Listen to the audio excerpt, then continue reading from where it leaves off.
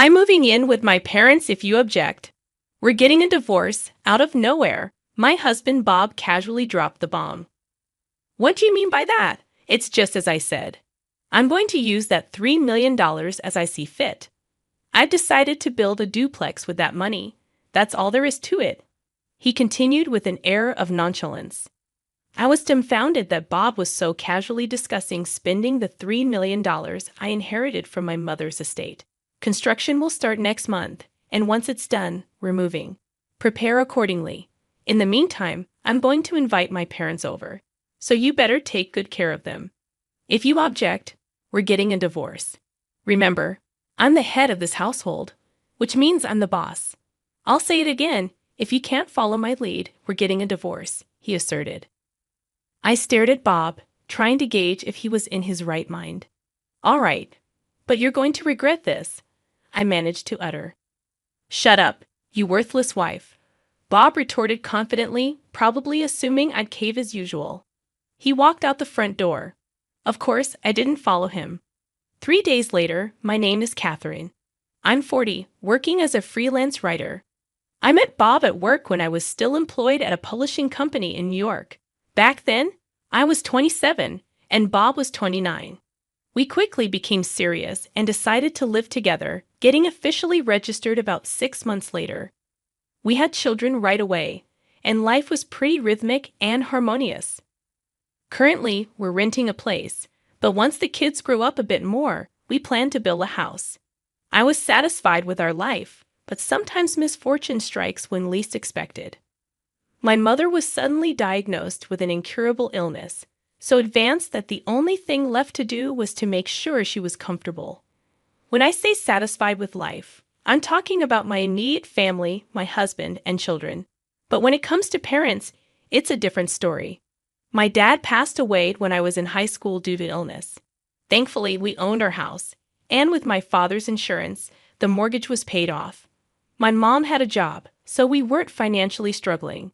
However, with no grandparents or reliable relatives to turn to, and being the only child, I knew my mom must have felt lonely and faced hardships. Despite all this, I was fortunate not to struggle financially.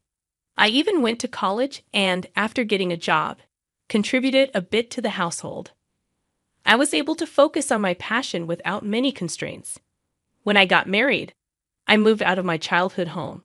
My in-laws weren't too thrilled about us living in the area where I grew up. They've been farmers for generations and are still active in their 60s.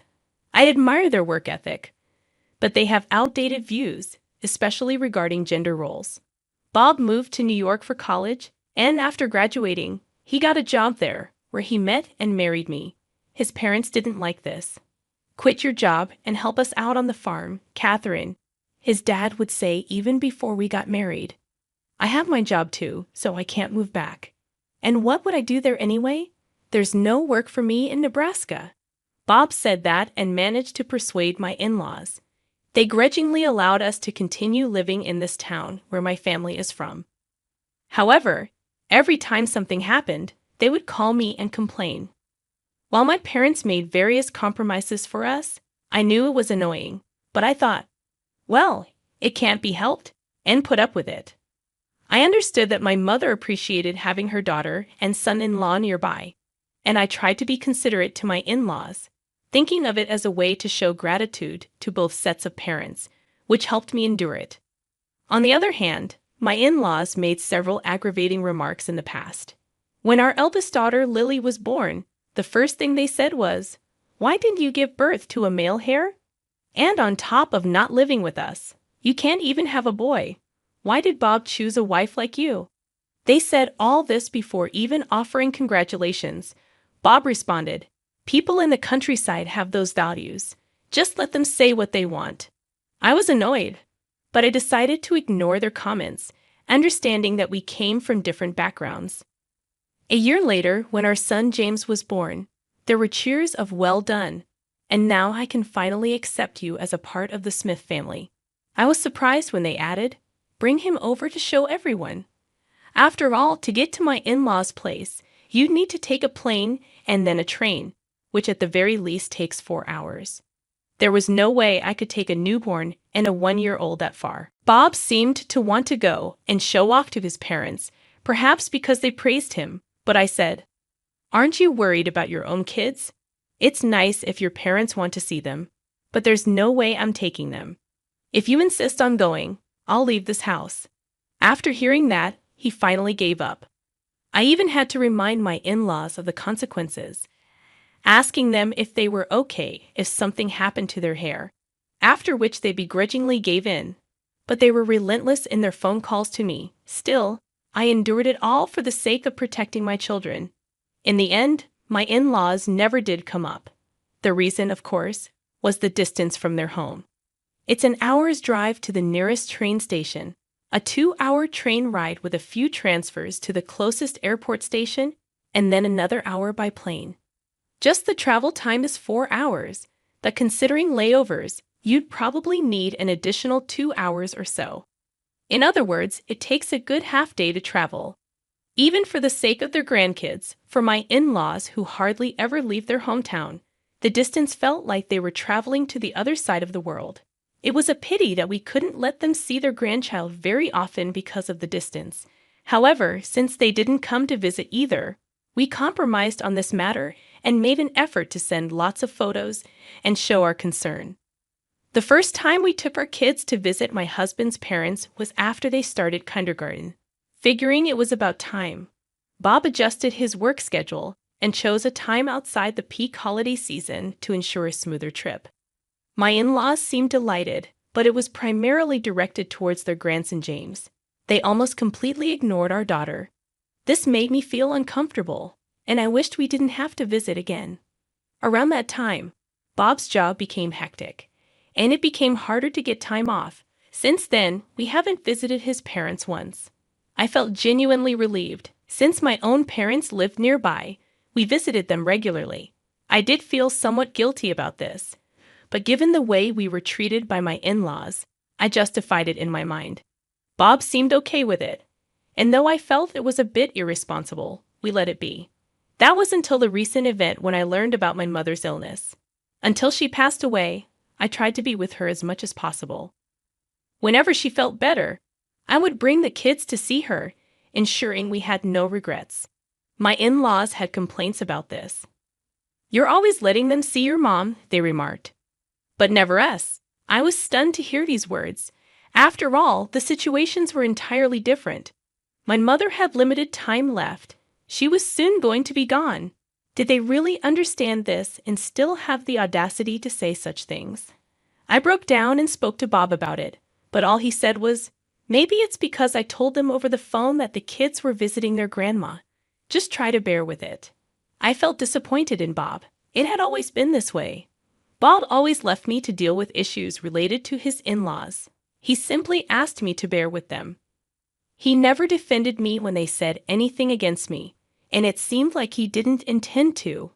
I, on the other hand, had never been told anything about my mother, so I always felt indebted to deal with his parents on my own. I realized at this moment that he was that kind of person. The trust and affection I had for Bob faded at this time. But if I had any spare time to be upset about this, I thought I should visit my mother, regardless of what his parents said. I stood my ground and didn't let them affect me up until the last day of my mother's life. There were many thoughts, but I couldn't keep crying. People can become strong for the ones they need to protect. I am now a mother myself. I can't just be my mother's daughter. Later, while sorting things out, I discovered something astonishing. My mother had a safe deposit box at the bank. Inside it, to my surprise, were gold bars. They were in a significant amount and seemed to have been purchased a long time ago. Apparently, she bought them with the insurance money from my father. There were also stocks. Converting all of it to the current value, that's like $3 million. It was beyond shocking, and in the safe, there was also a letter written by my mother. It said that with my father's insurance, there was no need to pay the house mortgage, and she was working. I wasn't a child who needed a lot of money. The money she saved was kept as gold and stocks for when it might be needed. She hoped it would be used wisely if something happened to her. Reading this, I felt my mother's emotions deeply and hugged the letter, crying. What are you going to do with that $3 million? Bob finally broke the silence. What do you mean? What am I going to do? I was perplexed. For now, I plan to wait until the inheritance is settled. I'm the only heir, so I don't think there will be any problems. Yeah, I guess so, Bob said, seemingly lost in thought, looking up as if calculating something. I just thought I'd let you know, I said, leaving the room while he seemed distracted. Soon after, I completed the inheritance procedures, and the $3 million was transferred to my name. As soon as that happened, Bob suddenly declared, "We're moving in with my parents. If you oppose, we're getting a divorce." What are you talking about? Just what I said. I'll use that $3 million as I see fit. I've decided to build a 2-family home with it, Bob explained casually. I was dumbfounded by Bob's casual response. What on earth do you mean? Don't you get it? I genuinely don't. I really don't get it. How did we suddenly end up on this topic? You lack not only self-awareness, but also empathy, Catherine. Bob sighed as he said that. What do you think about how you've treated my parents all these years? Treated them? I don't understand, honestly. I remember many things they did to me, but I hardly did anything to them. You always took care of your mother and ignored my parents, didn't you? You often took our kids to see your parents, but only took them to mine, once because they lived too far. Didn't I have a good reason for that? You never even invited my parents over. No, I asked them several times, but they always said they didn't want to travel from Nebraska because it's too far. Even for our wedding, despite many of Bob's colleagues attending, we had to hold ceremonies in both New York and Nebraska because they didn't want to travel far. Does he not remember that? Anyway, you've made my parents endure a lot. I think it's fair I use that money to take care of them. Now, is this who Bob really is? I always thought he was just a regular husband, a regular father. As I stood there stunned, Bob continued. I've always been unhappy with how you treated my parents, but there aren't jobs back in Nebraska, so I put up with it. Watching you pamper your parents, I've always wanted to do the same. But hey, I'm the bigger person here, so I kept quiet just to keep peace at home. What I kept silent, figuring I should hear him out completely since he is, after all, my husband. But now that we have this huge sum of money, things change. I don't need to hustle in this demanding job here. I'll quit and go back to Nebraska. We'll build a duplex, and I'll take care of my parents. When I mentioned my mother's inheritance, was he scheming this all along while looking into the sky? Little did I know he was making all these plans in his head. Bob, looking straight into my eyes, made this declaration: next month, we'll start construction. Once it's done, we're moving, so you better prepare. Meanwhile, I'll invite my parents over. Make sure you take care of them. If you can't, we're getting divorced. Remember this, Catherine. I'm the head of this household. I'm the boss here. If you can't follow what I say, we're getting divorced. I tried to gauge whether Bob was in his right mind by looking deep into his eyes. His eyes were bloodshot. He could be sane or insane. It's hard to tell. But one thing was clear. He was blinded by the $3 million. I could almost see the wads of cash in his pupils. No, I responded firmly. What'd you say? I won't live with your parents, Bob, and I won't move to Nebraska. I'm not uprooting our kids either, and at this point, I can't welcome your parents here. Then we'll get divorced, Bob, glaring at me, declared. Fine, let's divorce. But let me tell you one thing. You sure you won't regret this? Shut up, you worthless wife. Bob stormed out of the house and didn't return. 3 days later, out of the blue, Bob called. Hey, what's going on?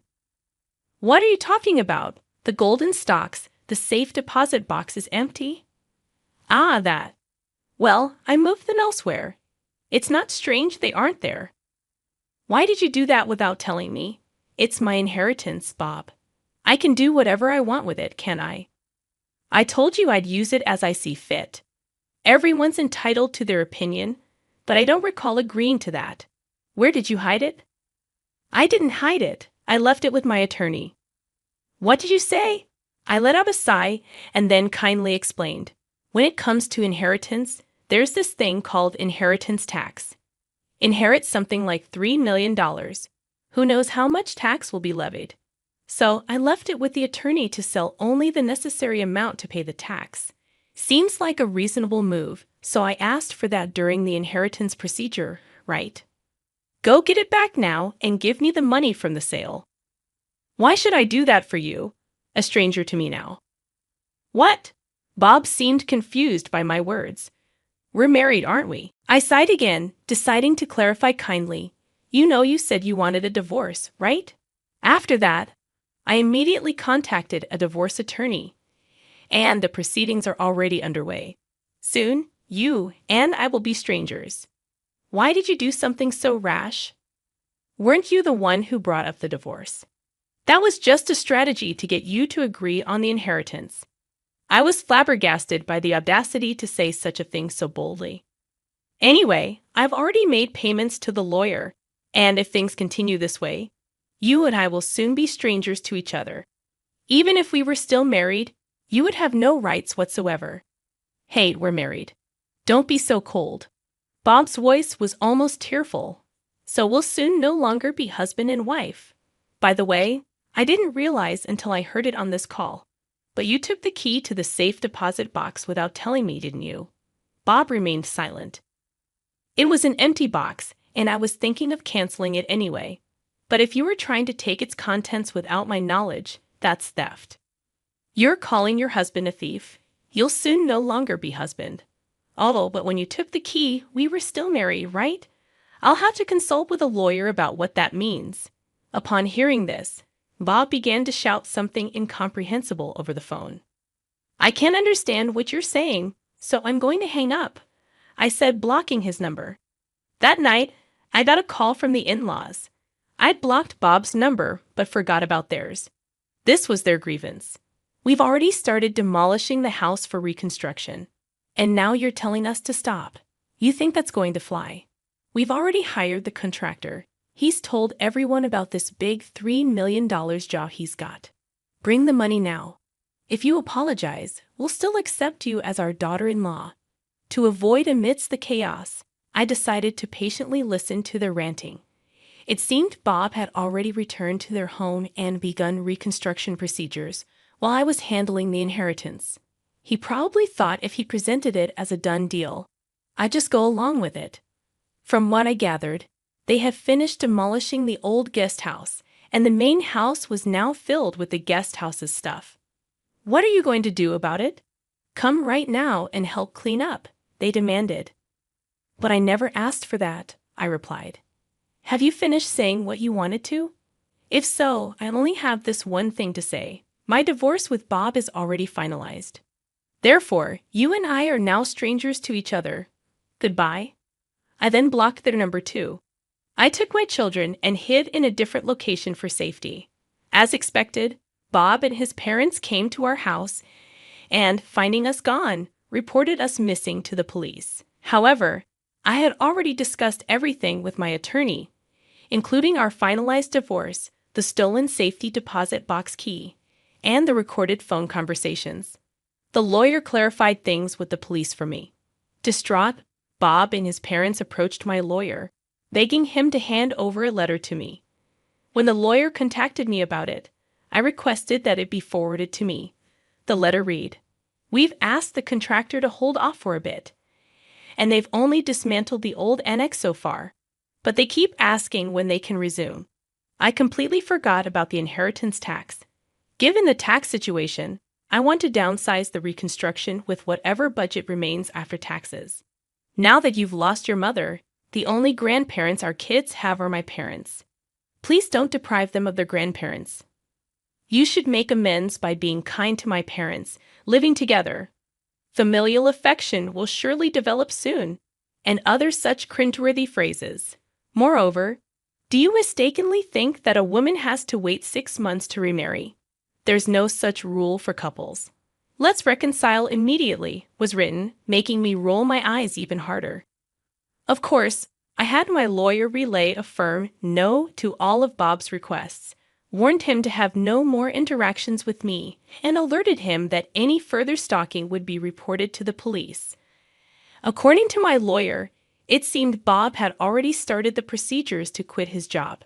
In his haste, he tried to reverse his decision, but his company was already in the middle of downsizing, so they didn't allow it. After receiving his severance, Bob reluctantly returned to his hometown with the money. He managed to appease the contractor, halting the reconstruction. However, I heard he completely lost his reputation back home and now lives in the old family house in cramped conditions. I decided to move far away to ensure Bob and his parents couldn't find me. My job is remote, so moving didn't cause any issues. It's a blessing in this modern age. I told my kids their dad was away for work, and surprisingly, they accepted it without much fuss. I thought Bob had a good relationship with them, but now it seems it wasn't that great after all. Come to think of it, it felt like Bob only interacted when he felt like it. It seemed like he wasn't truly listening to what I said, always asking for patience. Maybe he had the same kind of superficial relationship with our kids too. I'll keep the inheritance safe for the kids' future. It's a safety net for emergencies. Just like my mother raised me with steady guidance, I'll ensure my kids grow into grounded individuals.